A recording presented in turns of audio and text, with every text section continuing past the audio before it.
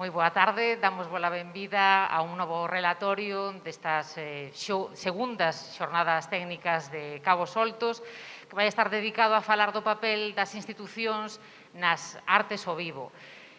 Desde logo vai ser interesante e xa o sería se non viñésemos desta situación de máis dun ano de pandemia, avaliar, reformular probablemente cal é ese papel das institucións e cal é o papel da cultura ao vivo nas nosas vidas, pero ademais agora hai novos elementos importantes que se engaden. Un sector que sufriu e segue sufrindo moito e que tivo que pechar completamente a súa actividade durante boa parte deste tempo.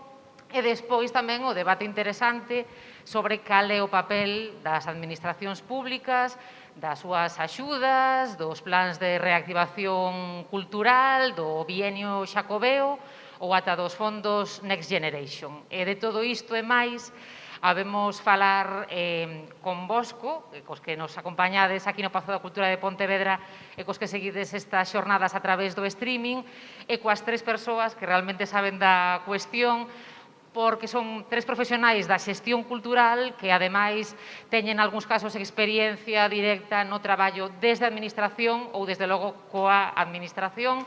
Son Alberto García, que é técnico de Cultura de Boiro, e que, ademais, tivo tamén experiencia noutros niveis da Administración, ademais do traballo de reflexión e traballo colectivo, tanto desde plataformas como o Consello da Cultura Galega e a súa Comisión de Políticas Culturais, como desde o propio colectivo de traballadores da xestión cultural, Adriana Castro Tarela, que é xestora cultural, experimentada no traballo tanto coa empresa privada como coas administracións. Será interesante tamén ver como traballan uns e outros, esas exixencias se cumpren igual dos dous lados ou nos sorprendemos de algunhas das cousas que pasan. E máis Xavier Campos, que é asesor de Cultura da Deputación da Coruña, que tamén ten experiencia noutros niveis da Administración, como técnico de Cultura en Ribadeo, tamén no nivel autonómico, na etapa do goberno bipartito. Así que boas tardes tamén aos tres. E se vos parece, antes de que falemos ou entremos a falar do papel das administracións, falemos logo do papel da cultura ao vivo nas nosas vidas. Vimos dun ano no que, se cadra pola ausencia, puidemos aínda calibrar mellor que nos achega como sociedade esa manifestación cultural e para poder avaliar xa non só a importancia económica e a importancia de todo ese tecido que se artella a través da cultura ao vivo, das salas de concerto, por suposto, dos artistas, dos técnicos, etcétera, senón tamén a importancia cultural e social, non? Agora que temos que aboarnos a eventos híbridos ou que tivemos que renunciar tantas veces, o que aporta a cultura ao vivo nas nosas vidas. Que aporta logo, despois deste ano de pandemia, a nivel social, cultural, económico? Quen quere empezar? Xavier, miran todos para ti. Vale, pois, escoitaseme ben, sí. Bueno, pois, boa tarde, grazas por vir as persoas que estades aquí, por seguirnos as que estades a través do streaming nesta tarde tan calurosa, que a verdade que ten parte de mérito tamén, pois, estar nunha actividade, non? Que aporta? Vamos ver, eu creo que este contexto da COVID, máis alá do que explicaba Belén, non? Da parte económica, do impacto que supuxo na dimensión económica, no impacto terrible, non? No que ten que ver, digamos, coa dificultade de manter pois as artes ao vivo na dimensión profesional, as estruturas profesionais, o emprego e demais, pero máis alá diso, que creo que é evidente, penso que tamén nos permitiu darnos conta na dimensión social, na dimensión cidadá, se queremos dicirlo así, como a carencia, neste caso, non? A carencia durante todo este tempo de funcións, de espectáculos, de concertos ao vivo, pois eu creo que ten un impacto, sobre todo, nunha das vivencias da cultura, que é a vivencia colectiva, non? A dimensión colectiva da cultura como algo que nos vincula, que nos une, que permite experimentacións e vivencias que nos vinculan tamén con outras persoas, non? Nunha dimensión que vai máis alá do consumo individual, e que creo que desde as políticas públicas, polo menos desde a miña perspectiva, creo que ten que ser un dos eixos a ter moi en conta desde as políticas públicas, non? Todo o que ten que ver, pois, favorecer esa vivencia colectiva, esa dimensión social da cultura, que neste caso, nestes casi, bueno, máis de ano e medio, pois efectivamente se viu completamente impedida, non? Ou en boa medida moi impedida. Creo que ese é un dos elementos seguramente que máis notamos no noso día a día, non? Oítaseme? Sí, eu creo que se falamos do valor social que ten e que ten a cultura, remontome moitísimo ao ano 2020, especialmente nese momento de confinamento, no que estábamos todas ailladas físicamente, as unhas coas outras, e, bueno, foi basicamente a cultura ao vivo, que estaba máis viva que nunca, ainda que era menos rentable, a que nos salvou e a que nos fixo estar, ao fin e ao cabo, conectadas, bueno, con outras persoas ou ter esa vía de escape, non? Por tanto, creo que, además de todo o valor social que ten, se demostrou nesa pandemia, neste confinamento, que é un ben de primeira necesidade, non? Que é un ben esencial e que temos tamén ese dereito tanto de ter a cultura como poder, liberarnos e do necesaria que é, no noso día a día e como seres sociais ese valor comunitario que tamén comentaba Xavier. Eu conecto co que di Adri de ben esencial. Eu creo que a cultura é un ben esencial e iso que estuvo debatido no Parlamento galego, que foi posto en duda por un ministro de Cultura, eu creo que iso é o que temos que consensuar, o que nos temos que agarrar, porque así é. A cultura non é só un sector económico, a cultura é un ben esencial, humano, para as persoas, para a súa sociabilidade, para a súa expresividade, para a súa conformación como povos e como identidades propias, diferenciadas comuns e plurais no mundo. A cultura é algo moi importante. E non o digo porque sea un traballador deste sector, sino porque así o creo. A cultura é un ben esencial. Como ben esencial deriva dela, dese ben esencial, un dereito que está, varios dereitos que están recoñecidos na Constitución española ou noutras leyes polas que nos reximos. Entonces, eu creo que esta visión da cultura como ben esencial e da cultura como dereito é unha das aprendizaxes que deberamos sacar deste tempo para construir unhas novas políticas culturais a futuro máis sostibles. E iso insistiré moito nesta tarde. Sí, que como ainda non acabamos coa pandemia, que ás veces falamos xa como se estivésemos na post-pandemia, e hai este debate xeral, sociolóxico, sobre se sairemos, para empezar, se sairemos mellores, se sairemos peores ou se despois desta etapa de shock volveremos ao mesmo. Así que poidamos. No que ten que ver coa cultura ao vivo que especificamente estamos analizando, credes que esta situación tan difícil e tan delicada na que temos o sector prácticamente parado, despois de ano e medio terrible,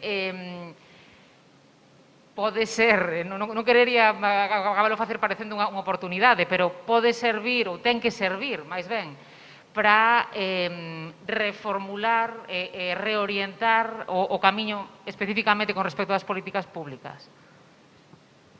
Seguimos así. Vamos a ver, eu comparto o que intúe tamén un certo escepticismo non teu na propia formulación da pregunta. É dicir, eu son bastante escéptico destas cuestións cando se decía que deste tipo de crises saímos necesariamente mellores e demais. A experiencia demostra que non sempre é así, nin ten por que ser así. Mais do que creo que vai cambiar, eu casi vou falar do que me gustaría que cambiase, non? Do que creo que ten que cambiar. Vamos a ver, eu creo que este contexto o que tamén nos permite, digamos, é ver a necesidade de algunhas cuestións que xa indicaba agora Alberto, por exemplo, a sostibilidade dos proxectos. Eu creo que unha das cousas que ten que cambiar é o enfoque non únicamente da cultura ao vivo, sino en xeral das políticas culturais. Creo que temos que pasar dun enfoque que poderíamos chamar, que foi o predominante nas últimas décadas no caso galego, que poderíamos denominar como a cultura espectacular, a cultura máis vinculada ao eventismo, aos foguetes, por así decirlo, aos macroeventos, ao espectáculo dun día e ao titular, máis vinculado á propaganda. E creo que deberamos camiñar máis cara a unha visión da cultura máis sostible, máis comunitaria, máis entendida como unha ferramenta para a mellora social, por unha ferramenta, en definitiva, para construir unha sociedade mellor, dito dunha forma clara. Penso que esa vía Vaise facer de diferentes formas, desde logo tendo en conta a sostibilidade dos proxectos, a sostibilidade en todos os sentidos, non? No que ten que ver con apostar por proxectos que teñan unha base comunitaria, unha base local claramente asentada, proxectos que sean sostibles desde o punto de vista económico, onde a xente cobre dignamente e traballe, digamos, en condicións dignas, tamén no que ten que ver co salarial, proxectos, eu creo que van ser tamén proxectos máis híbridos, no sentido que a min penso que xa desde hai tempo, sobre todo, non tanto desas políticas públicas, senón seguramente desde os axentes privados, desde o asociacionismo e demais, afortunadamente estáse traballando nunha visión máis híbrida da cultura, no sentido de máis conectada a cultura co medio ambiente, a cultura co feminismo, a cultura coa educación, a cultura, en fin, con todos os elementos que hoxe en día forman un pouco ou conforman unha axenda de mellora social, de avance social, non? E creo que a liña de traballo debera ir por aí nos vindeiros anos, non? Despois, en cada sector, en cada ámbito, pois, hai que ver como se vai aplicando, como se vai desenvolvendo na práctica, pero creo que o fundamental é levar adiante ese cambio de enfoque e que, bueno, que temos, aínda que sexa por unha cuestión terriblemente negativa, como foi a COVID, creo que temos unha oportunidade tamén de velo desta maneira para formular o traballo ou para repensar o traballo, non? Antes de nada que eu non traballo na administración pública como Xavier e Alberto, pero traballo no privado e sí que xestiono proxectos que son financiados con cartos públicos. E atendendo a esta aclaración que me parece importante, eu aquí teño como unha perspectiva máis positiva e outra negativa. Son libra e teño aí a balanza, non?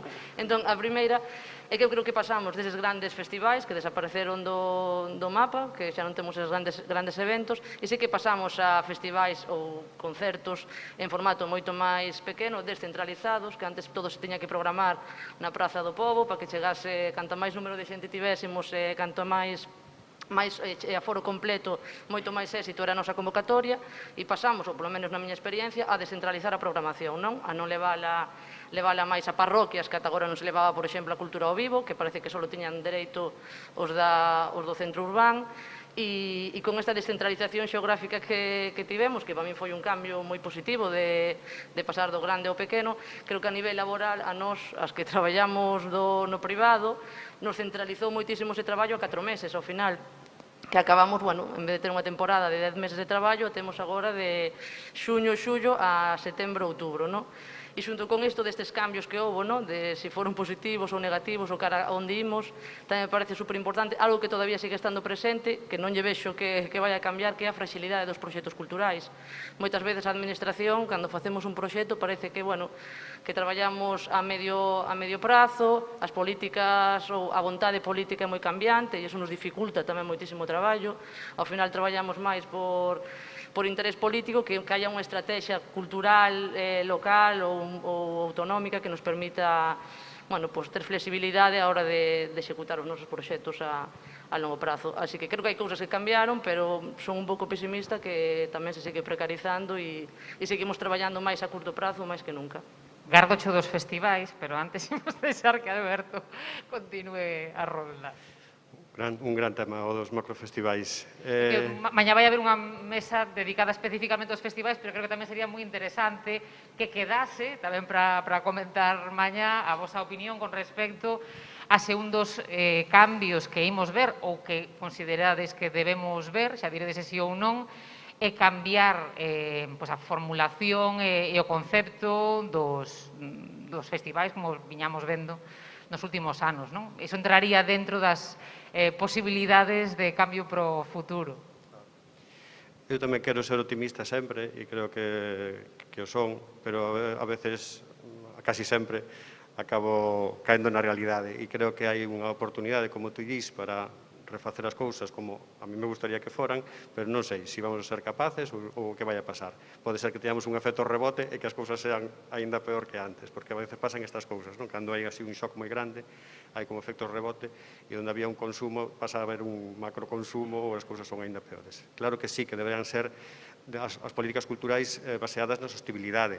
Para min, nese decálogo que sacamos fai pouco desde o Consello da Cultura Galega, onde se marca unha cultura máis de proximidade, máis que teña que ver co social, máis que teña que ver cos recursos propios, máis de quilómetro cero, non tanto traendo os grandes espectáculos, os artistas de fora que parecía que eran máis que nós. Entonces, eu creo que sí que podía haber esa posibilidade de cambiar, de entender a cultura máis como un dereito, máis sostible, máis con outros criterios diferentes, máis o pequeno en vez do grande, o próximo en vez do lonxano, con unhas claves de sostibilidade que eu creo que serían moi positivas, pero non sei se vai a ser así. Eu vexo cousas que están indo agora incluso a peor. E quero que queden tamén ditas, porque a mí, por exemplo, co tema da administración, e eu traballo na administración, pero eu teño un punto de vista de traballo desde a administración, de mediación ou de redistribución, de administración dos recursos e de redistribución desos recursos.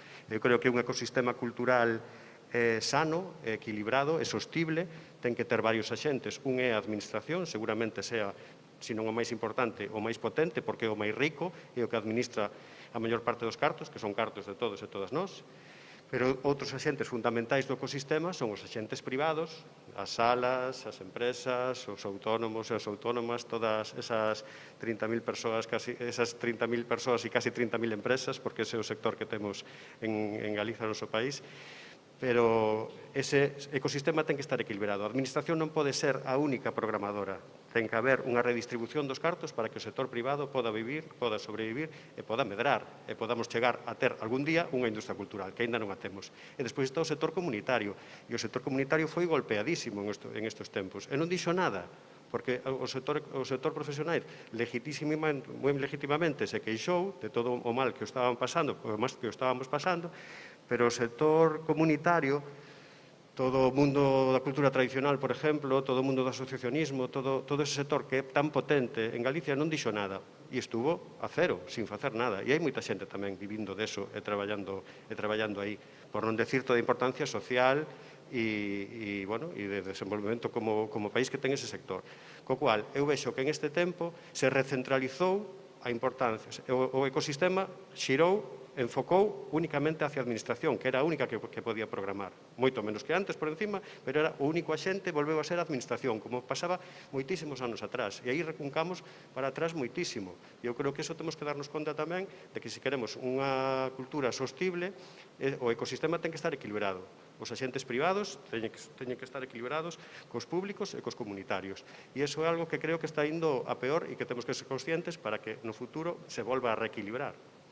Podedes contestar canto que irades, por suposto, pero do fío do que comentaba agora Alberto, claro, vimos nunha etapa na que prácticamente a única que programou ou podía programar era a administración e, por tanto, ainda nos desencamiñábamos máis dese obxectivo que ti sinalabas. Non sei se vos atrevedes a avaliar de maneira conxunta ou por niveis cal foi a actuación neste tempo, a nivel de programación e a nivel de como as administracións podían apoiar a un tecido e a unha serie de axentes que non podían traballar xa. Pois é unha cuestión complexa e que dá moito de sí. A ver, eu creo que por parte das administracións houve unha resposta desigual, non? Creo que non ten moito sentido agora entrar no detalle do papel que xogou cada tipo de administración. Tampouco as temos a todas aquí. Non, aquí temos a local e a provincial, non? Pero digo isto porque tamén creo que a hora de avaliar un pouco a resposta de cada quen, pois hai que facelo con base, digamos, en primeiro ter claro cales son as competencias, as funcións, o papel de cada tipo de administración no sistema cultural, non? A ver, eu creo que en xeral, creo que houve de todo, xa digo, creo que houve unha resposta desigual, creo que houve administracións que actuaron tarde, creo que sí que comprenderon en xeral todas as administracións, digamos, o momento especialmente duro, complicado, difícil, que o propio sector cultural, especialmente o sector profesional, estaba vivindo porque directamente abocaba unha parte dese sector a estar sen ingresos durante moito tempo. creo que a partir de aí se deseñaron algúns tipos de resposta que podemos valorar se teñen máis sentido ou menos desde o que nos gustaría que fose unha política cultural máis estratégica, máis con os obxectivos máis claros, pero creo que en xeral se pensaron respostas desde aí. Creo que internamente dentro das administracións, ou polo menos no noso caso, no caso da Diputación da Coruña, o que isto axudou tamén a poñer en evidencia é a necesidade de reformular, ou dito de outra maneira, puxo en evidencia, digamos, un problema que o sector da cultura sofre permanentemente coas administracións, que é a inadecuación do marco legal, do marco administrativo, para as lóxicas da cultura, non? Especialmente da produción cultural. Cando a administración se ve abocada, porque a sociedade así o demanda e porque o que ten que facer a dar resposta a unha situación crítica que está vivindo o sector cultural, a administración, incluso aquelas que puidéramos ou que podíamos ter mellor vontade de facelo, atopámonos moi limitados porque moitas das cousas que nos gustaría facer non se poden facer porque o marco legal, por exemplo, non o permite, non? Entón, creo que esta situación tamén aínda puxo máis de relevo esta cuestión que creo que ten que ser unha das cuestións clave nos vindeiros anos, a da necesidade de abordar os cambios de tipo legislativo, de marco administrativo, na relación coa cultura, coas diferentes dimensións da cultura, non? Coa profesional, a amadora e demais, non? Non sei, creo que, xa digo, eu penso que máis alá diso, a resposta centrouse sobre todo, no mellor caso, en outorgar liquidez, en dar axudas directas para facilitar certa liquidez no sector. Creo que se primou eso sobre a avaliación dos proxectos que se financiaban e mesmo podo entendelo, quero dicir, creo que na situación crítica na que estamos, sendo honesto, mesmo podo entendelo, non? Pola nosa parte, como Deputación, o que fixemos foi flexibilizar ao máximo todo, flexibilizar ao máximo as condicións, poñernos en contacto con todos os concellos para incidir en todo o que estaba na nosa man no mantemento das programacións, flexibilizar as datas de celebración, os adiamentos, en fin, todo o que podes facer. Pero un queda coa sensación de que eso é moi insuficiente e que realmente outro tipo de respostas máis estruturais que sería necesario dar, pois bueno, hai moitas dificultades para dalo, polo menos no noso nivel, no nivel dunha deputación, nun nivel provincial, que é moi particular, que merecería outro debate. Os concellos teñen outras dificultades, fundamentalmente económicas, e despois, creo que quen máis responsabilidade ten neste caso, por competencias, por funcións, por orzamentos, e polo papel que cumple no sistema, pois fundamentalmente creo que é a Xunta e tamén no marco legislativo pois o Estado, non? Desde o ámbito local, por cambiar a circulación e para que Adriana logo reparta para todos xa. Pois o mismo, desde o ámbito local eu notei unha diferencia de respostas enorme. E iso que a Asociación Galega de Profesionales de Xestión Cultural, que as tres persoas que estamos aquí temos ou tivemos relación, mandou unha circular a todos os concellos, por exemplo, a outras administracións tamén, pero a todos os concellos especialmente, intentando un compromiso público de respeto dos orzamentos, de continuar apoiando a cultura, e a resposta foi moi dispar. E houve xente que así o fixo, e que fixo un traballo exemplar, e que reinventou os formatos e que seguiu apoiando todo o que pudo o sector cultural, e outras moitas administracións que non o fixeron. As que o fixeron demostraron que sí que se podía facer, e as que non o fixeron demostraron que non todo o mundo considera a cultura un ben esencial, que para min é de onde parte todo, ou considera un dereito cidadán que hai que defender, ou considera como eu creo que se debe. Eu creo que falta o consenso en esa primeira pedra angular de todo, non? Falta o consenso pola parte política e pola parte técnica moitas veces tamén, porque eu creo que depende tamén en moita medida das persoas que traballamos na administración, que as cousas se empuxen máis ou se empuxen menos. Tamén é verdade que foi un momento inaudito, moi difícil para todos, que moita xente quedou noqueada, non sabía moi ben como había de facer, non? Pero eu creo que sí que se pudo dar unha resposta de apoio, porque sí que houve concellos e sí que houve outras administracións como a Diputación da Coruña que sí que o fixeron, e a pena é que eso non estuvera máis consensuado, máis xeralizado, que non houveron as estructuras que dixeran, pois isto vámoslo facer todos porque hai esta línea de unión, non? Pois non, cada un o fixo en función da súa vontade ou do seu momento. E iso é o que me parece que temos por mellorar tamén, eses consensos a respecto do importante que debe ser e como deben ser as nosas reaccións ante ela. Desde o ámbito privado, Adriana, como viches o papel das administracións? Bueno, eu considero-me obreira da cultura, vamos, precaria e na parte máis baixa que poido estar. Entón, para min, axuda a estar de mal e hai algunhas que son as salas de concertos, que creo que falaron no anterior relatorio, que aquí en Galicia todavía seguen pechadas, que ni sequera están abertas. E logo houve momentos que a cancelación estaba ao orde do día, sen ninguna razón, sen ninguna medida que justificase que poidéramos cancelar un evento. Así como subía a incidencia dun municipio, automáticamente pechamos, cancelamos e aprazamos ou nova data. E que en moitos casos, por contrato, tampouco había ni sequera unha remuneración a ese artista que ao mellor xa había feito os seus ensaios e demais.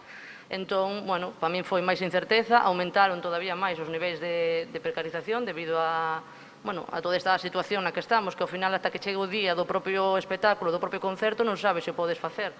E logo falamos de que o DOGA estaba a última... Podías facer un concerto en Santiago, que a normativa de Santiago non tiña nada que ver, por exemplo, coa de Boiro, non? Creo que tamén o DOGA se convirteu casi no Facebook diario que tiñas que estar vendo a ver que novas medidas hai.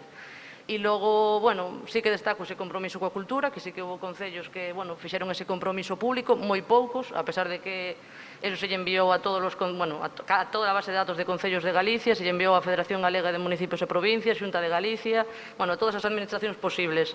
E creo que 15, 20 puideron manifestarse públicamente. Bueno, ben por eses 15, 20, parabéns, pero, bueno, comparado cos demais, eu estou moi encantada que, o sea, o papel da Diputación da Coruña neste caso no apoio, que sei que ibas a respostar por... No. Ah, vale. Tives aquí a criticar a todo o mundo. E queria dicir outra cousa. E logo tamén creo que tamén hubo unha vontade en moitas administracións de adaptar novos proxectos ou de adaptalos ao formato no que estaba sucedéndose, non? Bueno, pois non se pode meter un aforo de 200 persoas, pois temos que convivir co aforo de 20 persoas, non? Ou poder xustificar que axudas de que se puda ampliar os prazos e demais. Pero, bueno, os que vivimos no privado, creo que, bueno, estamos intentando sobrevivir máis que nunca e non asfixiarnos, pero tarde mal e arrastras, diría as axudas. Querías, Xavier? Sí, bueno, a raíz desto, non? Tamén por complementar máis. Eu estou moi de acordo con isto que estaba dicindo Adriana. Con isto refírome á COVID. O que veu facer é que veu chover sobre mollado, non? É dicir, si, digamos, a partir do 2009, especialmente, a partir do instalamento da crise, digamos, pois, o sector cultural sufriu nos primeiros anos unha baixada brutal de orzamentos, de actividade, da situación socioeconómica en xeral foi tremendo.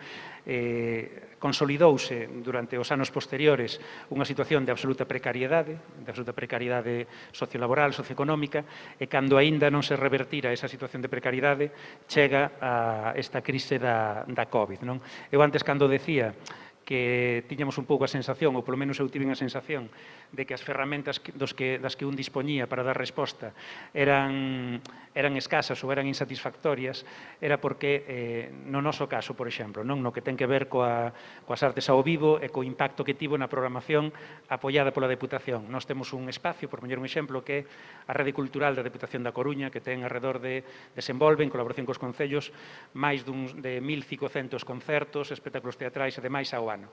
Máis de 1.500 en todos os concellos da provincia. Bueno, o ano pasado, deses máis ou menos 1.500, suspendéronse, é dicir, non é que sin contar os adiamentos, porque adiamentos facilitamos que os houvese para que puidesen desenvolverse, pero suspendéronse alrededor de 60-70 espectáculos, de 1.500. Este ano o que fixemos foi suplementar as partidas destinadas á programación dos concellos para que aqueles concellos que suspenderan recuperasen as funcións, os espectáculos e os desenvolvesen este ano. Ben, é unha axuda, pero con todo, eu teño a sensación, na conversa, digamos, cos representantes dos sectores, son axudas que, sendo importantes, son puntuais e non resolven a situación estrutural, non? E creo que, ao final, o que houbo durante este ano e medio, pois é realmente o risco de desaparición de moita estrutura profesional da cultura, non? Porque directamente baixaron enormemente os ingresos, ou houbo moito tempo no que houbo carencia de liquidez, ou unha situación de incerteza que tamén se plasmou no que ten que ver coa situación laboral de moitas persoas.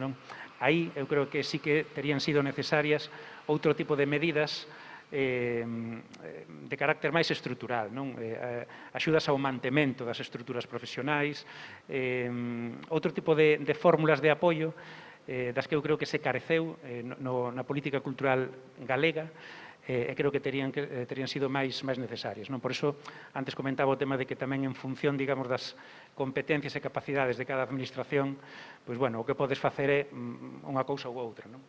En esa incerteza continuamos. Esta mesma mañá falouse da situación das salas de concerto. En Galicia xa tivemos algúns peches, a maior parte das salas seguen pechadas. A proba piloto que se vai facer con locais nocturnos non engloba tamén a música en directo. E o sector, non sei canto máis pode resistir nesta situación. Temos, por unha banda, ese tecido que está nun risco certo neste momento, por outra banda, outro tipo de espazos que ata de agora non foran moi utilizados para música ao vivo, como os teatros e auditorios, ou as solucións que se foi chegando neste tempo dos eventos ao aire libre, dos eventos híbridos, etcétera, etcétera. Nestes meses nos que aínda imos seguir de maneira moi parecida, semella, pode estar decidíndose tamén o futuro de locais que, ademais de ter traballadores, tamén forman parte dun tecido no que novos artistas van aparecendo, etcétera, etcétera. Que ten que dicir a Administración a iso? O das salas é terrible. Eu non sei as que van a reabrir e non sei como van facer, pero desde logo teñeno dificilísimo. Non sei se hai algún tipo de negocio que estuera tanto tempo cerrado, que siga cerrado e que non sei cuáles son as expectativas, non sei. E son un tecido, neste caso profesional, pero que está moi vinculado, en este país que temos está todo moi cruzado, está moi vinculado con todas as primeiras oportunidades para moitos grupos, para xerar públicos, para unha serie de cousas que vinculan o amador, o social, o comunitario, tamén co profesional, como punto de arranque, non sei, me parece que é un tecido importantísimo que está en risco total. Insisto de novo no tecido non profesionalizado, no tecido amador, que ao mesmo tempo ten moita xente traballando tamén e cobrando en esas circunstancias que todos coñecemos, que tamén está en absoluto risco e decaeu moitísimo o seu funcionamento, sendo un tecido máis orgánico, aínda se quere, ou máis difícil de recuperar despois, se se perde un colectivo, unha asociación cultural, tarda anos en volver a recuperarse se recupera. Non hai as mesmas dinámicas do que pode ser unha empresa ou unha persona autónoma. E todo iso sí, todo iso está en risco. Cales son as medidas que habería que tomar? Unha vez máis, partir de entender a cultura como un ben esencial, como un dereito, de nutrila cos recursos que debe ter e de plantexar vontades. Moitas veces as cousas son de vontades. Eu estou totalmente de acordo con que a cuestión que é super necesaria, esa innovación xurídica e a lixeirar a maneira que temos de traballar para que se poda reaccionar a según que cousas que a veces non se pode, aínda tendo vontade positiva, pero despois non hai esa vontade en outras ocasións. E despois non hai tampouco, que decía antes, eses consensos, esa forza de sector que deberíamos tamén ir artellando para ter capacidade de reacción. Por exemplo, decía antes Adriana que hubo moitísimas cancelacións, as cancelacións eran moi lixeiras. Viña calquer mala noticia e decía, o primeiro que podemos facer desde o Concello, podemos parar todo o que teñamos plantexado. Sin embargo, non cerraba ningún supermercado, non paraba ningún tipo de voos internacionais, ningún outro tipo de cousa, que evidentemente non dependen da administración local, pero quero dicir, aí hai lobbies detrás que manteñen, según uns intereses, unhas cousas non se podían facer. Por que se insisteu tanto no da cultura segura? Porque parecía que había que vender que a cultura era segura. Sin embargo, ninguén decía supermercados seguros ou vuelos de liñas de low cost seguros. Eso seguía funcionando. Era como que faltaba esa sensibilidade e esa vontade de decir, no, vamos a manter isto porque isto queremos mantelo e non ten por que non ser seguro, nin ten por que generar ningún tipo de problemas. Claro, deste sector dixo xas veces que a cultura fora estigmatizada, que a hora de decidir restriccións ou de decidir capacidades en espazos culturais, pois a exixencia era moito maior que noutras actividades. Compartides esa sensación e esa denuncia que se fixo desde o sector? Sí, bueno, eu creo que aí tamén, e volvo a tirar unha lanza a favor do sector, de todo o traballo que tivemos que facer e que adaptarnos a novas medidas, a facer medidas anti-Covid en todo o plan de produción, tanto previo como durante, o sea, que tivemos aí unha capacidade de novos retos, de reducir aforos, de adaptarnos absolutamente a todo. E un pouco tamén en relación, o comentaba Alberto, de que, bueno, estábamos privados de facer ningún tipo de espectáculo ao vivo, ningún tipo de concerto, e, mentras tanto, en Santiago estaban saindo voos de Ryanair cheos de xente, non? Entón, bueno, eso tamén acaba frustrando un pouco o sector e que, ao fin e ao cabo, ou vives da administración pública a día de hoxe, é dicir, ou faz proxectos ou eventos que dependan da administración pública, ou un promotor ou unha promotora privado, non temos esa capacidade económica para poder facer un concerto para 20 persoas, o cal tamén me parece super perigoso que a día de hoxe só sexa a administración pública que teña esa capacidade, non? Ou que sexa unha cultura que teña que ser 100% subvencionada, non? Entón, non sei cara onde imos, pero creo que estamos nun momento bastante delicado. Vemos aí ao final do túnel a pandemia, pero bueno, ao meu lado ainda me acompaña a tan mencionada que levo toda a xente dicindo, pero a precariedade ao final. Ou tes financiamento público ou non tes capacidade económica para poder facer iso. A min gustaríame comentar a este respecto dúas cousas, a ver se o logro facer sin liarme moito. Sobre o tema especialmente das salas de música ao vivo, das salas de artes escénicas e demais. Aínda que neste caso, nós, por exemplo, como Deputación, non temos competencias nese ámbito, non forma parte das nosas liñas de traballo, pero creo que unha das claves do cambio tamén de enfoque que hai que facer neste caso é a inclusión definitiva deses espazos dentro das políticas culturais, é dicir, a comprender e interiorizar dunha vez que as salas privadas de teatro, de música, as salas de concertos e demais forman parte, son axentes centrais do tecido cultural local, das vilas, das cidades e demais. Eu poñevos un exemplo. Eu non son capaz de imaginar a Compostela dos anos 90, dos finais dos 90 e dos anos 2000, sin a Sala NASA, sin a Sala Galán, sin a Sala Llago, que son salas privadas que naquel momento tiñan convenios estables de colaboración co Concello, porque a actividade que desenvolvían iba moito máis alá da simple actividade de programación. Eran espazos de creación, de ensaio, de experimentación, de investigación cultural, e eran espacios que, eran centrais, digamos, para poder entender a dinámica cultural de Compostela naqueles anos, non? O mesmo pode acontecer en Pontevedra, en Vigo ou noutros lugares. Entón, creo que un pouco o que falta tamén é a reflexión de que, dunha forma clara e definitiva, nas políticas culturais municipais, nas políticas culturais locais, tamén nas autonómicas, aí sí que creo que algo de camiño se fixo, xustamente durante a época do goberno bipartito, 2005-2009, é cando se crea en Galiza a Rede Galega de Música ao Vivo, non? E crease un pouco con esa filosofía de entender que desde o ámbito público había que apoiar e apostar pola vertebración de todo un ámbito que estaba xogando un papel cultural no conxunto do territorio, non? Entón, eu creo que é un dos elementos así máis importantes neste caso, non? E despois, con respecto ao que comentaba agora Adriana, do tema do público como único cliente, prácticamente, non? Ou como único promotor cultural. Eu estou moi de acordo, é dicir, eu son un claro defensor do papel do público en todo, pero especialmente tamén nas políticas culturais. Son un claro defensor da intervención e da legitimidade do ámbito público para intervir, orientar e impulsar políticas públicas de cultura, pero ás veces eso confúndese con que o ámbito público ten que facer todo. Ten que producir, programar, desenvolver, etc.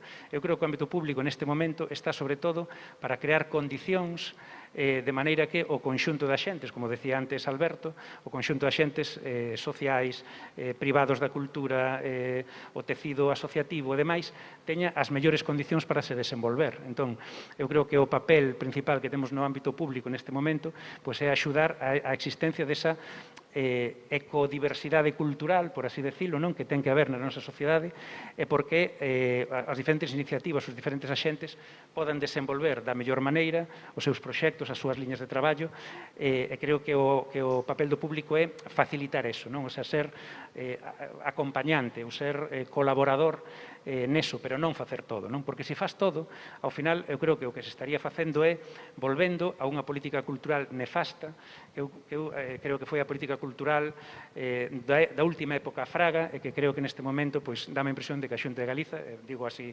claramente, creo que está volvendo a ela, non? Eu era técnico de cultura en Ribadeo no ano 2002, 2003, e daquela, a Xunta de Galiza, o Xacobeo e demais, ofrecíalle aos concellos, a un concello calquera, un concello de 6.000 habitantes, ofrecíalle concertos de Budiño, de Luarna Lubre, de grandes artistas deste país, dun nivel xa, digamos, de público moi alto naquel momento, completamente gratis. Eses artistas facían unha serie de bolos durante cada verán en diferentes concellos, non había avaliación de si había público ou non había público, non había avaliación do impacto social, de programación e demais que eso xeneraba. Creo que así non se construe. É dicir, creo que non podemos confundir o papel público da cultura e a función que ten unha administración pública coa cultura do todo gratis, coa cultura da administración pública como único promotor, etc. Creo que hai moitísimas confusións a ese respecto que, infelizmente, creo que 15 anos despois aínda siguen estando presentes. Estamos volvendo a esas dinámicas, non? Entón, en definitiva, comparto, digamos, a visión que ti estabas explicando. O debate da gratuidade, onde eses debates que xa ven de vello, e que hai que seguir tendo, e efectivamente, si todo debe partir, como dicía Alberto, desa consideración da cultura como ben esencial, e este momento tamén pode ser unha tentación para volver a ese tipo de modelos, o efecto na percepción que a cidadanía ten da cultura, cal é, segundo o modelo polo que optemos?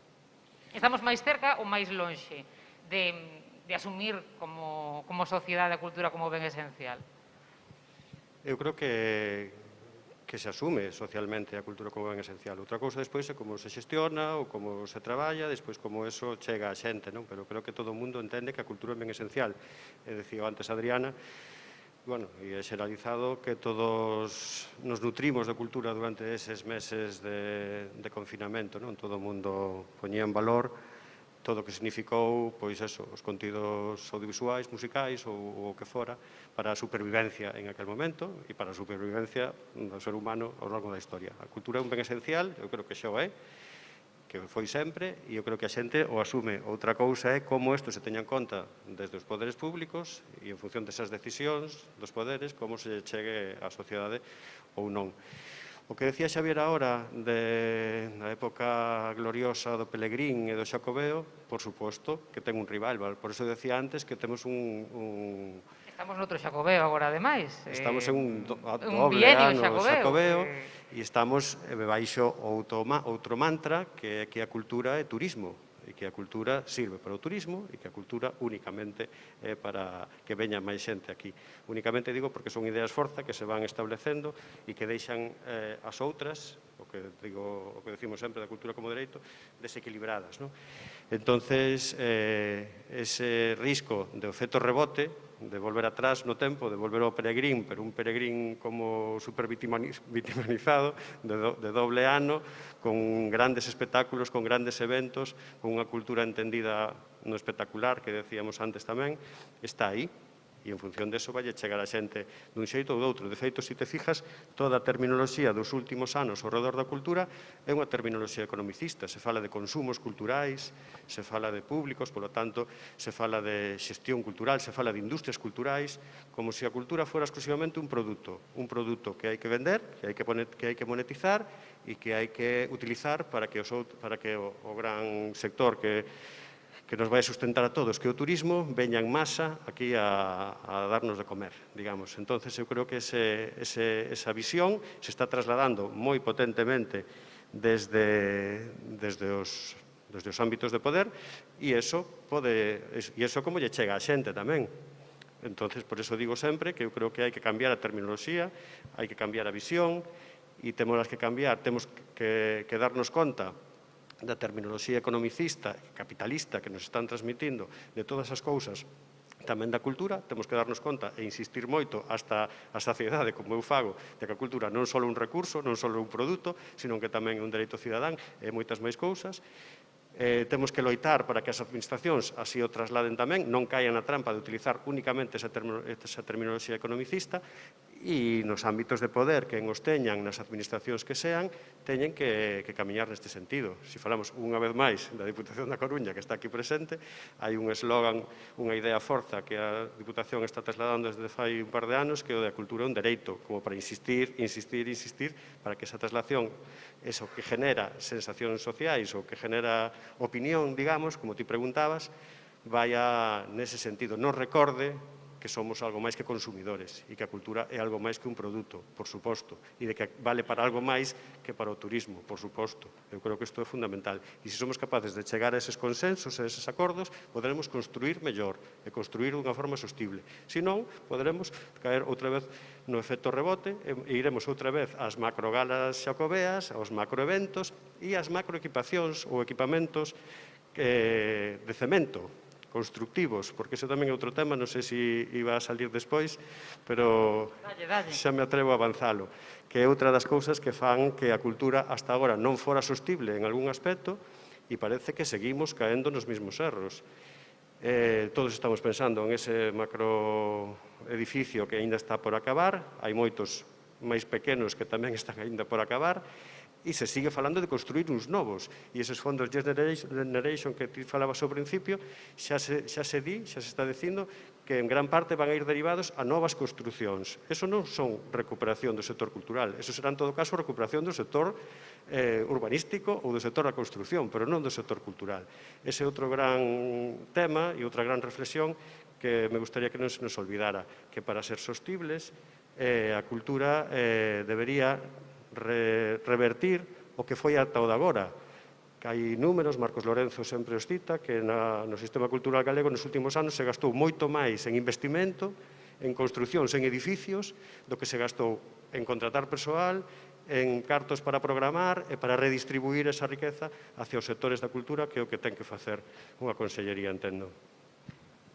Sin ningún querer de retrucar, enseguida entramos na fase final propositiva para estes tempos incertos e pro futuro, pero antes diso, si me gustaría que deixásedes, xa que falabas da cultura como turismo, e os festivais foron un ingrediente importante desa visión. Mañá se vai debater cal é o futuro deste tipo de eventos. Quería saber se vos pensades que é necesario e inapelable que hai que reformulalos, se ese tipo de evento ten sentido e, en todo caso, como considerades que tería sentido?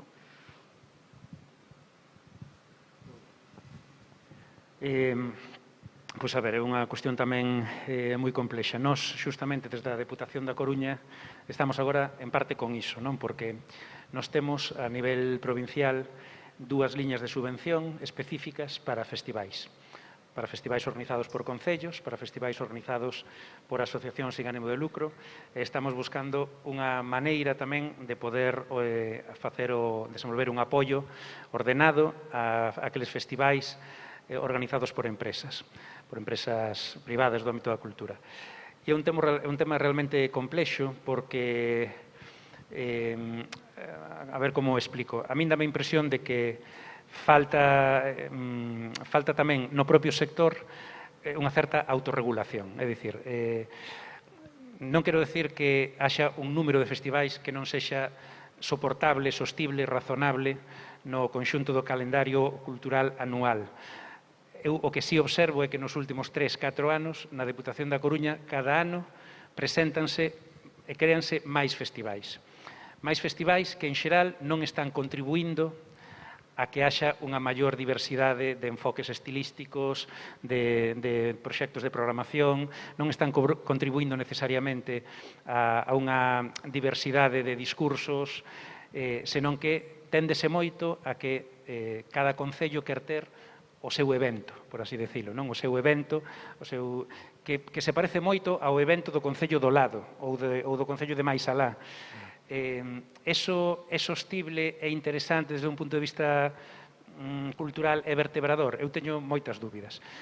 O debate que temos nos internamente agora na Deputación é como abordar esa cuestión de maneira que vincular o noso apoio económico, que é un apoio importante, na maior parte dos casos duplicamos o apoio económico que reciben, por exemplo, da Xunta de Galicia, pero como vinculalo a cuestións que falábamos antes, a un proxecto que deixe clara a súa aposta pola sostibilidade, tamén medioambiental, pola diversidade de contidos, pola presencia de enfoques, por exemplo, lingüísticos ou de igualdade de xénero, por cuestións deste tipo.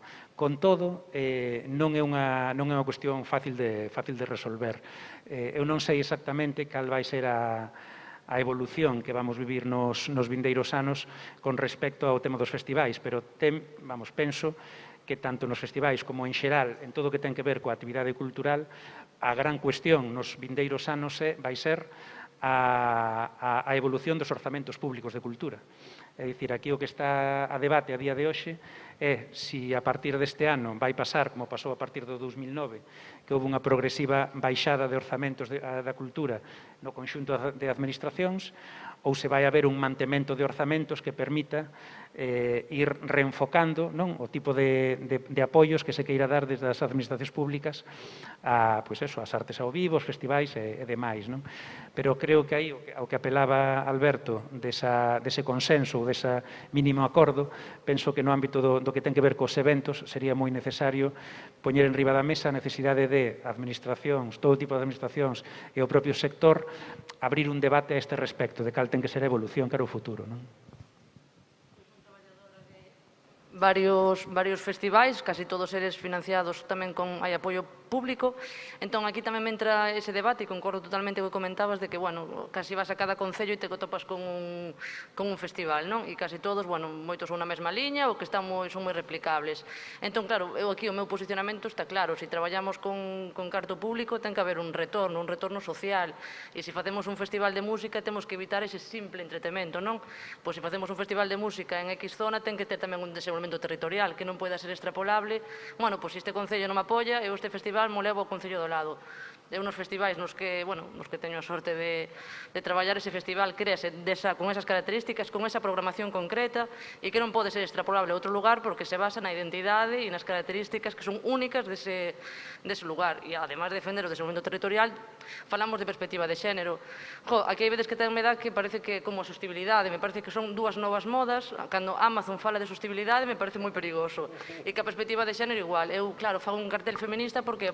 Onte hubo debate tamén con iso, por exemplo, con respecto á lingua, non? Así, eso debe ser un criterio a hora de escoller cartel para un festival ou demais. Pois se queredes darlle tamén a cuestión. Pero ten que ir moito máis alá, non simplemente que teñas un cartel feminista, tens que ter toda unha perspectiva feminista en todo o teu desenvolvemento do teu festival, tanto dentro do escenario como fora do escenario. E con eso tamén poño un exemplo dun festival no que teño tamén o luxo de traballar, onde o galego é o elemento principal, a música está, pero o vínculo principal é a lingua galega, que se conecta con diferentes países, desde Galicia, Portugal, Brasil. E me ten un mérito, pois programar a unha rapaza de 20 anos que veña do Brasil a este festival, o sea que hai un componente moito máis alá. Este festival non é extrapolable pois a Cataluña, porque é único e só se pode dar aquí. Entón, eu creo que tamén estes festivais que contan con apoio público teñen que ir moito máis alá que a simple, entrecomillado, a simple programación ou simple entretemento. E creo que o camiño debería ser por aí.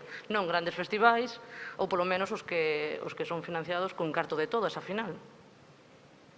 Algo máis que engadir, Albert? Sí, eu por falar non teño problema, falar non ten cancelas.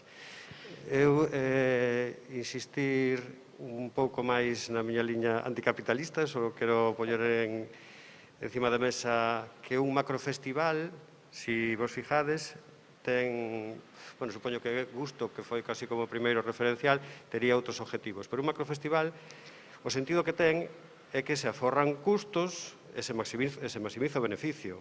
Unha vez máis, estamos falando de terminoloxía capitalista e economicista. Un macrofestival está feito para un único recinto, meter a moitísima xente.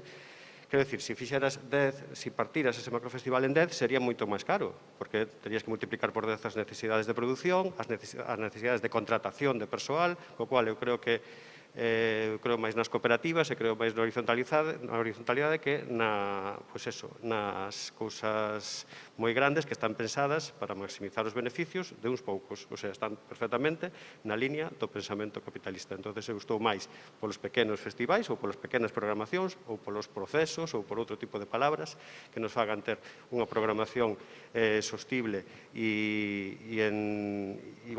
distribuída polo territorio, moito máis pensada, conectada con outros valores que, por definición, cos macrofestivais. Xa sei o que vai a decir Xavier agora, e que ten que haber de todo, e que efectivamente pode haber de todo. Pero eu, por ideoloxía, estou máis a favor do pequeno que do grande. E despois tamén, a respecto do que estábamos falando agora da lingua e de outras cousas, eu insisto unha vez máis, eu creo que ten que haber nun sistema cultural sano, un ecosistema no que haxa varias partes. Unha parte é a administración importantísima, outra é a cidadanía, outros son os axentes privados e os axentes comunitarios. A administración o que ten que facer é cumplir a lei, basicamente. O que pasa é que aquí estamos tamén en un sistema un pouco embarullado no que moitas veces non sabemos nin o que temos que facer. E a administración a veces quere facelo todo porque non sabe o que ten que facer. Non sabe o papel que ten e cree que ten que programalo todo, cree que ten que facelo todo e cree que todo depende dela. A administración ten que cumplir a lei. A administración é que debe garantir que haxa cousas que cumplan a lei de normalización lingüística, que haxa cousas que cumplan o dereito de acceso á cultura, que haxa cousas que cumplan o dereito de participar en cultura. A administración ten que facer cumplir a lei. Despois, a empresa privada, esa parte privada do ecosistema que tamén ten que existir, e para min, que medre todo o que poda medrar, esa é a que ten toda a legitimidade para programar todas as cousas, evidentemente, que legitimamente que irá programar, comerciales ou non, que serán as que legitimamente lle darán de comer a ese sector. Pero a administración ten que facer cumplir a lei, por suposto, que ten que favorecer que se cumpla a lei de normalización lingüística. Por suposto, temos unha riqueza enorme, moi vinculada, precisamente, se nos poñemos en linguaxe capitalista, moi vinculada co que podamos vender, co que podamos capitalizar, porque facía referencia a Adri, creo que a un festival de lusofonía, a nosa lingua é un capital social, cultural, nacional, importantísimo, noso, das persoas, pero por encima tamén ten ese potencial económico para vender a 300 millóns de persoas, ou non sei cantas son as que forman parte da lusofonía. Entón, por suposto que hai que defender o galego, a administración, porque o di a lei, e despois a parte privada, porque tamén ten un componente de venta importante. E, bueno, xa non sei... E ias retrucarlle a Alberto que el sospeitaba ou non? No, Alberto xa pon a venda antes da ferida, pero non era neste caso para retrucarlle. No, era para complementar, sobre todo, o que estaba dicindo Adriana, que eu estou, así, no de baixo, é dicir, estou 100% de acordo, non? Tanto é así que eu, cando decía o tema de que neste ámbito é necesario un debate aberto e conxunto entre sector e administracións, digo porque, igual que nas administracións hai de todo e hai sensibilidades de todo tipo, no sector tamén ocorre así, non? Entón, creo que hai unha parte do sector, felizmente, creo que cada vez máis grande, que entende que o deseño das actividades, dos festivais e demais ten que ser seguindo eses criterios que ti comentabas, pero aínda hai outro sector máis reticente e que ten unha dinámica máis, de facer o evento nunha lógica únicamente, digamos, de retorno económico, non? Nunha lógica, alimenticia, por chamarlle desa maneira, non? Vamos a ver, a administración pública, eu antes decía, eu defendo o dereito á legitimidade da administración pública para marcar criterios. A Deputación da Coruña marca os seus criterios políticos. Nós, nas liñas de subvención, exiximos mínimos de programación en galego nos festivais. Exiximos que que a lingua por defecto do festival cando menos sexa o galego. Iso non quere dicir que pode haber outras, pero ten que ser en galego. O galego non pode non estar presente nos eventos que nos financiamos.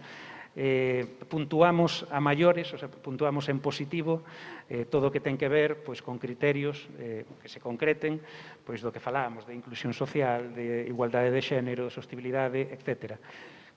Pero con eso non chega. É dicir, eu creo que aí é clave, digamos, tamén o papel e o cambio de enfoque que decíamos antes tamén do propio sector, non? Eu penso que iso é unha cuestión fundamental, sin a cal a administración de por sí non é capaz ou polo menos nós, como Deputación Provincial, non somos capaces de provocar ese cambio que nos gustaría, non? E despois, eu discrepo, aí sí que vou discrepar de Alberto, pero non co que dicía agora, sino co que dixo antes, non? A pregunta de se a cidadanía tiña asumido unha visión social da cultura ou a importancia da cultura no día a día. Eu creo que, infelizmente, non. Outra cousa é que nos gustaría que fose así, pero eu creo que non é. E creo que, de feito, ese é un dos grandes problemas, unha das grandes debilidades que o sector cultural tivo nun contexto como este da COVID, que mentre outros contextos tiñan máis forza, máis capacidade de facer chegar a mensaxe de que eran sectores imprescindibles, que había que soster, o ámbito da cultura nin foi capaz, nin socialmente se lle percibe así. Creo que, infelizmente, a visión que hai, a visión mayoritaria que hai, que é consecuencia de décadas dunha visión da cultura asociada únicamente á programación cultural, a cultura entendida como gasto, como espectáculo, como evento, como non.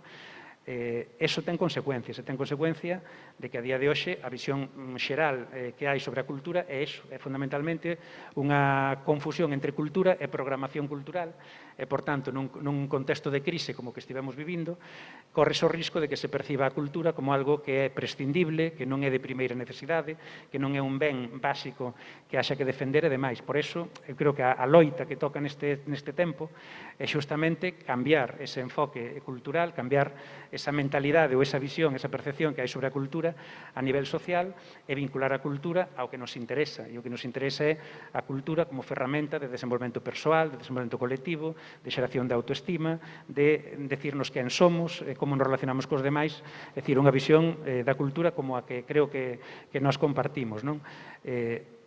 Pero xa digo, eu creo que non podemos confundir o que nos gustaría que fose con o que eu creo que hai a día de hoxe, porque temos que facer unha boa diagnose dos problemas para poder darlle solución. Eu, infelizmente, aí teño unha visión máis pesimista. Por favor. Que simplemente que cando estábamos falando agora do papel dos festivais, eu me lembro dunha proposta que foi presentada a unha administración pública local na que era máis que un festival, non era encontro entre artistas e un pobo que está moi vinculado coa identidade mariñeira. E a resposta neste caso foi queremos unha programación, o sea, estás vendendo algo totalmente distinto, algo que non se vai levar a cabo noutro concello, que está específico pensado para este único municipio, e a persoa responsable non está preparada para aceptar outro tipo de proxectos culturais que non vayan máis alá de faime un concerto, entretemento e programación. Entón, que moitas veces, ainda que queiras incluir todos estes tipos de valores de transformación social, identidade, que a administración tampouco está... Ojalá tivéramos máis concellos de Boiro ou diputacións que tuveran a mellor esa sensibilidade para poder recibir ou ser conscientes deste tipo de iniciativas, que tampouco é fácil propoñelas desde o privado, Estou de acordo, gracias polo piropo.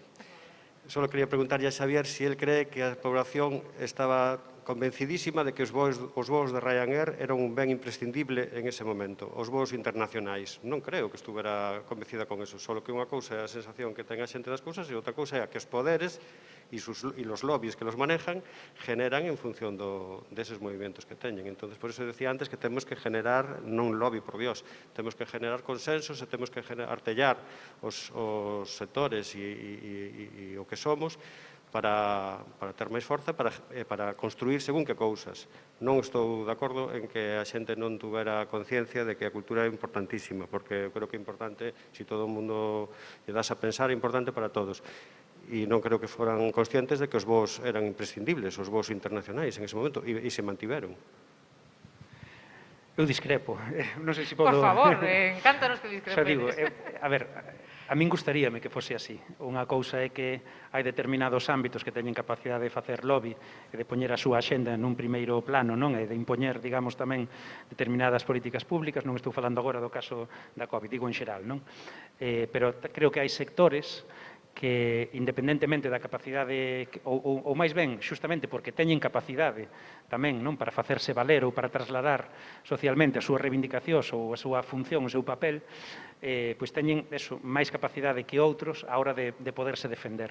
Creo que o sector da cultura, independentemente das debilidades internas, de falta de vertebración ou do que queiramos poñer en evidencia, citabas reiteradamente nas túas intervencións anteriores, xustamente esa falta tamén de facerse valer desde moitos ámbitos da cultura non profesional e demais, pero creo que o que hai un pé que coxea claramente que é o da percepción social.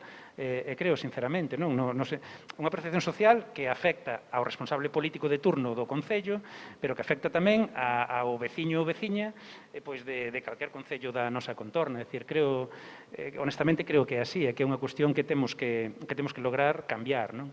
E despois unha cousa nada máis que se refire ao tema da sociocultura, o traballo sociocultural e en xeral as administracións e as políticas públicas. Non? A ver, eu teño unha... Vamos, será pola miña experiencia no ámbito municipal, autonómico e provincial, que ao final vas vendo, digamos, que en función do tipo de administración no que estás, tes que atender unha serie de cuestións diferentes. Non? Eu creo que a administración pública galega, é dicir, a Xunta de Galicia neste caso, ten a obriga como administración de atender todas as dimensións da cultura. Todas as dimensións da cultura é que ten que atender e desenvolver unha política patrimonial, unha política sociocultural, unha política de apoio á creación, aos creadores e creadoras, e tamén unha política económica do ámbito da cultura, tamén. O problema é cando só hai esta. O problema é cando, por dicirlo de outra maneira, un pouco basta. A mí non me preocupa a existencia do lugar. O que me preocupa é que só haxa lugar ou que non haxa unha serie de oferta arredor do lugar que xustifique, digamos, pois, por exemplo, unha programación dos medios públicos diferente, non? Por así decirlo. Agora, levado ao terreo da cultura, o problema non é que haxa políticas destinadas a apoiar non sei que eventos grandes ou un tipo de proxectos. Poderíamos discutir que tipo de políticas, porque eu creo que ten que haber políticas de apoio a eso, pero non as que está habendo, non a costa de detraer recursos para os outros ámbitos da cultura, claramente. Eu sería partidario de facer un préstamo para que alguén que quere facer non sei que evento ou non sei que espectáculo teatral que polo seu proxecto ten garantido que vai ter retorno, esa xente que necesita liquidez para poder facer para poder desenvolver e producir o espectáculo. E despois pode devolver o diñeiro que xenere, non? Que se lle prestou. En cambio, a maior parte da cultura que se move noutro tipo de proxectos de carácter máis comunitario, máis de investigación, máis de risco, necesita unha subvención a fondo perdido. Entón, a administración ten que apoialo e ten que atender todas as dimensións. A sociocultura é unha delas e para min é a central. Comparto o espírito anticapitalista e social que temos plenamente, pero non, quero dicir, creo que non é adecuado contrapoñer esa dimensión a todas as demais. Simplemente o problema é que a día de hoxe esa é a que está por desenvolver cando debería ser a prioritaria e, en cambio, estáse poñendo foco noutras, na cultura como espectáculo, na cultura como excusa turística, etc. Non? Eu creo que está poñendo, a guinda do pastel sin ter construído o pastel, ou sin ter o pastel aínda ben feito, se está centrando na guinda, no de arriba, non? No que non teríamos problema ninguén en que houbera un macrofestival maravilloso que viñera todo o mundo, un Benicassin da vida, si ese festival non se levara tantos cartos como todos os festivais audiovisuais pequenos que había. Ese é o tema, o desequilibrio, a injustiza, non? O decir, non, se non temos cartos para todo, como é que o centras en todo en isto? Ou pos todo aí a manter un macroedificio que non se sabe aínda para que vale? E iso detrae moitísimos recursos ao resto dos sectores que non hai. Se houbera cartos para todo, non habería ningún problema, pero non os hai. E entón, o problema é ese, é o desequilibrio. Pois imos incluir tamén a regueifas, persoas asistentes ás xornadas, dúbidas, comentarios, preguntas e que irades dirixir ás persoas ou níveis da administración aquí presentes antes de que pechemos ou pechedes así con eses ingredientes inapelables que deberían estar nas políticas culturais do futuro. Temos unha pregunta por ali. Boas. Hai algún tipo de control dentro da administración, tanto da Xunta local, Diputación, da utilización dos presupostos que teñen os concellos? Véxase, por exemplo, facer un festival como pasou no meu concello e que o festival vai ben e que por unha legislatura política dunha legislatura a outra non se poda facer simplemente porque un político non quere cando era unha cousa que iba ben, ou que a utilización de espacios e recursos de cultura non hai un control claro de como se están utilizando por parte da administración xeral ou da comunidade, porque maneiras de despilfarrar ou de darlle os cartos sempre aos mesmos axentes culturais, tendo moitos axentes culturais. Algo aludíades antes, non? Esta cuestión aludía a Adriana, os vaivéns que impiden que os proxectos se consoliden moitas veces. Vamos a ver, sí e non, é dicir, a decisión, a ver, vou poñer exemplos para ver se me logro explicar, non? O control, digamos, sobre a actividade que desenvolve cada administración e a avaliación do que desenvolve teno que facer, en principio, cada unha das administracións, é dicir, nós desde a Deputación temos o control e avaliamos os resultados das cuestións que facemos. Pois, por exemplo, non somos unha administración programadora, pero facemos algunhas cuestións. O Festival Rosalía, que facemos todos os anos en Santiago, pois, marcamos unha serie de obxectivos e avaliamos ano a ano se se cumpren ou non e vamos facendo modificacións. No ámbito municipal correspondería a cada concello facer ese tipo de traballo. A miña impresión é que en xeral non se fai, é que, digamos, que a atención é moi desigual. Non quero entrar agora en casos particulares, non? Eu creo que hai, que estemos na cabeza, hai cidades ou hai vilas que teñen suficientemente demostrado que traballan de forma planificada e de forma boa, positiva. Pontevedra, para min, é un exemplo, non? No ámbito cultural, pero tamén hai, despois, creo que en xeral, moita improvisación, moito cambio no sentido de... digo no conxunto de concellos. Creo que falta moita visión estratégica, moita planificación, e falta unha cousa que para min é básica, que é unha concepción da política cultural máis participada cos axentes do territorio. É dicir, a nivel de concello, eu creo que é básico definir a política cultural da man dos axentes culturais dos concellos, do tecido cultural que exista e demais. E creo que eso, pois, en xeral, falta, non? E penso que é básico. Unha cuestión de cultura democrática, para min sería, bueno, ou dito de outra maneira, no 2005-2009, cando no 2009 se perde o bipartito, eu formaba parte da Consellería de Cultura naquel momento, e eu sempre conto que a min o que máis traumatizado me deixou, pero traumatizado de verdad, non foi que ao ano seguinte a metade dos proxectos que nos puxéramos en marcha durante aquel período xa estaban sendo eliminados, senón o que máis me doeu, no fondo, o que máis me traumou, foi comprobar que a cultura de relación entre a administración sector ou entre a administración e cidadanía que intentamos asentar naqueles anos de evitar a política dos despachos e favorecer un diálogo entre os representantes sectoriais coa administración para definir políticas e leválas a cabo, eso desaparece. E eso xenera unha cultura social de relación coa administración nefasta, non? Creo que eso, máis o que ti estabas explicando agora, desa falta de control democrático, pois existe. Con todo, hai unha cuestión que é inapelable, polo menos nas democracias formais nas que vivimos. Non hai mellor control ou non hai control máis claro que as eleccións e que os resultados electorais. E hai resultados electorais que condicionan claramente as políticas culturais. Podemos ver o caso do Ourense neste ano, por exemplo, e a desarticulación absoluta de todo o tecido cultural de Ourense. Pois ten causantes, non podemos dicir o contrario, ten causantes e ten unhas políticas que as que explican. Algunha cuestión máis que queirades suxerir? Se non, pois pediríavos para pecharmos xa para... Podes decir algo máis ao rapaz que preguntou? Que nos concellos, por exemplo, unha vez máis, hai que cumprir a lei. E non se cumple moitas veces. E a relación cas entidades deberá ser por lei, por concurrencia competitiva, e non por subvencións nominativas. Na maior parte dos concellos, a relación establecese por subvencións nominativas, na súa maioría, e iso non se pode facer. E iso hai que fiscalizalo políticamente, os partidos da oposición se lle pode dicir, oigan, miren ustedes que isto este ben feito, e uns orzamentos municipais teñen que ser públicos, e tens que ter a capacidade de ver os orzamentos do teu concello, e de ver se en cultura hai subvencións nominativas ou hai concurrencia competitiva. Deberamos loitar para que houbera concurrencia competitiva, que estuvera dotada cada ano de máis cartos, podendo ser, en equilibrio cos outros sectores, cas outras concellerías, cas outras partes da vida, pero esa é a maneira.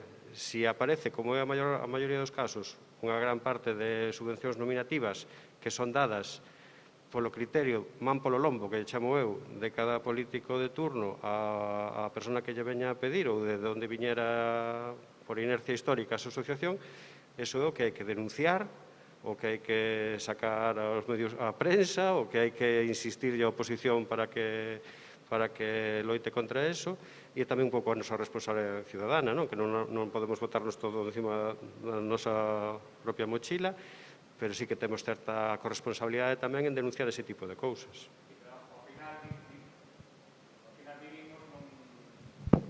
Ao final vivimos nun país que ven do caciquismo, que somos moi amigos do amiguismo e de todo, entón, non sei, pola miña experiencia no meu concello, o que fai un partido quita o outro e nunca o fan tal, e sempre fan as subvencións ou os cartos que reparten, nunca o fan por concurrencia competitiva.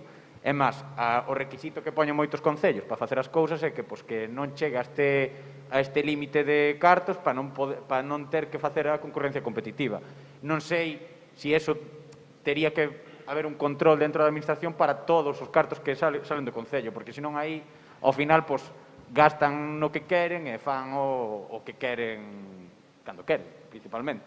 E ao final non hai control. Por exemplo, no meu concello, o concelleiro de Cultura é un enfermeiro que nunca estuvo ligado á cultura. Nunca, ata que foi concelleiro. Entón, que vai facer? Si, ou outras persoas que decidían, creo que o citaba antes Adriana, si se fan os festivais con según que criterios. Claro, a maior parte das veces, polo noso sistema político, son persoas que se presentaron nunhas listas, que teñen toda a legitimidade e todo o dereito do mundo a facelo, pero claro, non son do sector. Desde a administración creo que deberamos generar estructuras que... Eu sempre poño o mesmo exemplo, non? Había un concelleiro en Ribeira, nun concello ao lado de Boiro, que saleu na Voz de Galicia, así, en primeira plana, en un titular enorme: a las fiestas viene no sé quién porque le gustan a mi hija. Isto pasou de verdad, que o vin eu publicado nun...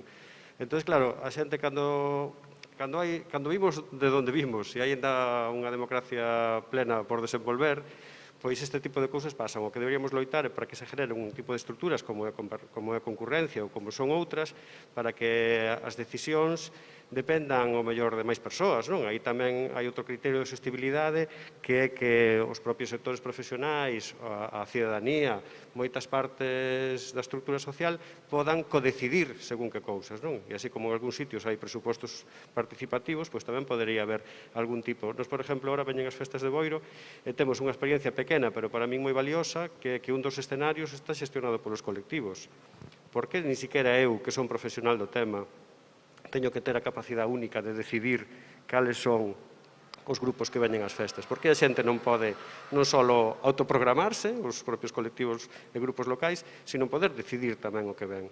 Eu creo que esa é unha evolución democrática tamén indispensable, non? O feito da coprogramación ca cidadanía. Isto xa é outro tema e ao mellor estamos xa para cerrar, pero o feito de que non pasen ese tipo de cousas, de ter que escoitar un grupo porque lle gusta a filla do concelleiro, a mí me parece que son cousas aínda por avanzar e por gañar. Non sei se podo complementar. Podes. Sí, podo. Non, vamos a ver, eu digo, aí hai dúas cuestións. Por un lado está o control administrativo. Vale, o control administrativo, é dicir, as cousas controlanse administrativamente, e para que o teu concello conceda unha subvención nominativa a alguén, a algunha entidade, ten que haber un informe de secretaría, de intervención e demais que avale que eso se pode facer. Aquí a clave é a cuestión política, porque mesmo as ferramentas que existen, dependendo do uso que lles deas, poden ser mellores ou peores. Nós, por exemplo, somos grandes defensores da concorrencia competitiva e o primeiro que fixemos cando chegamos á Deputación da Coruña é pasar de 70 e algo subvencións nominativas anuais que había a 12 que temos agora, e 12 xustificadas en base á natureza das entidades que as reciben, non? A nivel municipal, eu defendo, por exemplo, pois que igual, poño por caso, unha coral polifónica ou unha banda municipal de música que depende de non sei que asociación, para min pode ter perfectamente unha subvención nominativa. O asunto é que como entendemos a nominativa. Se as nominativas non se entenderan dunha forma discrecional e sin control da coxestión, digamos, deses cartos, e se fixesen como que deberan ser, que é unha ferramenta para, entre Concello e esa entidade, definir un programa conxunto de actuacións, un retorno ao Concello, etc., serviría perfectamente esa fórmula para esa entidade. E pódense forzar os límites e facer outras. En Ribadeo, nós, eu fui un concelleiro durante uns anos de mocidade, e puxemos en marcha unha cousa, que Alberto sabe ben tamén, unha plataforma de creadores e creadoras locais que se chamou Sonda Norte. E Sonda Norte funcionaba de forma asamblearia, E entón, ali, dentro das asambleas de Sonda Norte, que participaba quen quería, pero fundamentalmente animábanse a participar pois, xente de grupos de música, xente que pintaba, xente que escribía, xente que facía fotos, definíase nas asambleas de Sonda Norte unha axenda de traballo para os vindeiros meses. E esa axenda de traballo, eu era o concelleiro de Mocidade, cubríamola económicamente desde o Concello. É dicir, asumíamos como programación municipal o que na plataforma Sonda Norte se decidía, unha parte. Bueno, son fórmulas que se poden poñer en marcha. A cuestión, ao final, é de visión política e de vontade política. Eso é evidente. Pois poñemos o ramo xa a este relatorio e pechamos o círculo que empezamos hai hora e media, se queredes, recordando xa brevemente algunha desas ideas forza que credes que debería marcar ese reenfoque, esa reorientación das políticas culturais, especialmente no que ten que ver máis directamente coa cultura ao vivo, non? Da que hoxe falábamos, esa carta de desexos pro futuro e xa pro presente. Quen queira pode comezar. Alégrome que me fagas esta pregunta. Porque A que vou saber unha das palabras que vas dicir. A miña carta de desexos está perfectamente definida no decálogo de sustentabilidade, de cultura sustentable, que está colgado na web do Consello da Cultura Galega, que foi un traballo que fixemos nos últimos meses colaborativamente a través de diferentes persoas que participaron en relatorios e xornadas que tamén están colgados na web do Consello da Cultura Galega. E aí, en ese decálogo, aparecen o que nos entendemos e o que particularmente entendo que deberá ser a cultura e as políticas culturais, sobre todo, a futuro. E se tes que rescatar algunha desas ideas, unha ou dúas? Pois, insistín xa, insisto sempre no mismo.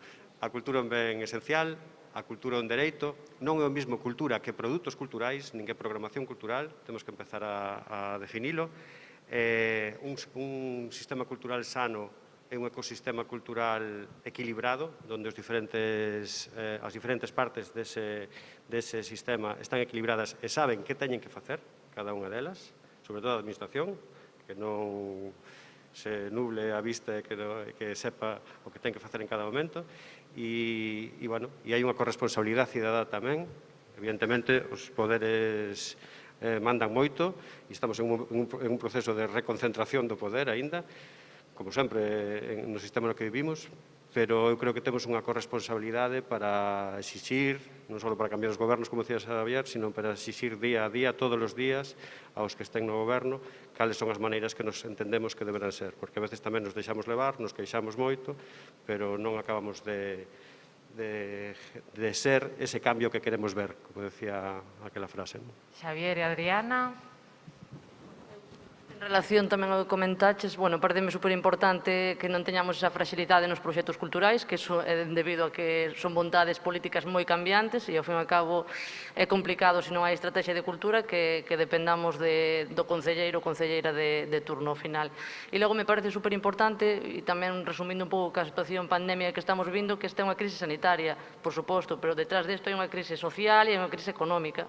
E creo que os que traballamos na cultura, os que facemos cultura ao vivo, debemos de respostar coas nosas programacións, cos nosos proxectos, a demandas ou necesidades sociais.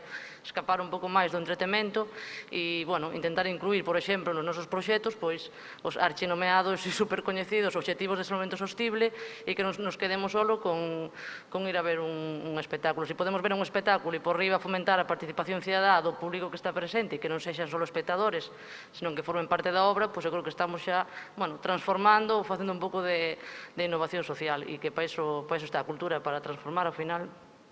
Xavier? Sí, pois eu, para rematar, diría unha cousa que aprendín hai moitos anos cando me empezaba a interesar por isto das políticas culturais, non? Que é unha cousa que repetía moito un xestor cultural catalán que recomendamos os que estamos nesta mesa seguro, que é Toni Puig, que ten diferentes obras que se poden atopar en PDF, online e demais, ou calquer libro que teñades del. El sempre comentaba que o primeiro que hai que facer á hora de deseñar calquer proxecto ou unha política cultural é preguntarse que cultura e para que sociedade. sociedade. Que cultura queremos e para que sociedade, para que tipo de sociedade queremos traballar en cultura. Creo que se nos facemos esta pregunta hoxe, a resposta pasa en boa medida por ese cambio de enfoque que penso que defendemos, non? Un cambio de enfoque que poña en primeiro termo cuestións como as que estiveron saindo aquí, que vai por vincular a cultura a ser unha ferramenta para a autoestima, para o desenvolvemento individual e colectivo, para a propia identidade, para a identidade colectiva tamén para garantir emprego cultural de calidade, etc. Non? É dicir, ao final, para xerar unha densidade cultural en todos os ámbitos, no local, no provincial, no ámbito galego, que funcionemos, digamos, cun marco e cun enfoque diferente. Non? Creo que somos un país con enormes capacidades creativas, como diría Xurxo Souto, pois somos unha potencia, tamén no ámbito creativo, e temos que asentar as bases para desenvolver todo o potencial que temos, pero dunha maneira sostible, como requiren os tempos. Non? Xavier Campos, Adriana Castro Darela, Alberto García, moitas grazas aos tres, moitas grazas tamén a todos vos, aquí os do Pazo da Cultura e os que seguiste o relatorio a través do streaming. Sabede que mañá rematan as xornadas a partir do mediodía, tedes tamén uns cantos relatorios e obradoiros interesantes aos que asistir. Moitas grazas e boa tarde.